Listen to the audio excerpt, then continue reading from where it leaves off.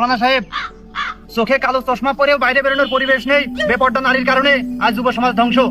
আপনি বেপর্দা নারী নিয়ে একটা আলোচনা করেন আজ এই মাহফিলে। অতি উত্তম পয়েন্ট।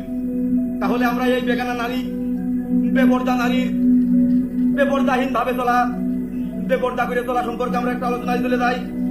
গভীর মনোযোগ ভাইয়েরা আমার।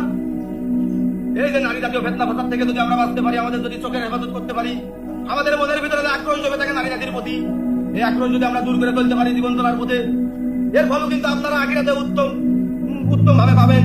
হে যুবক ভাইয়েরা আমার, গভীর মনোযোগ। একটি পর্দাহীন নারী, একটি বেগানা নারী আমাদের মতো 100টি যুবক ভাইদের গুনার কারণ হয়ে দাঁড়াতে পারে।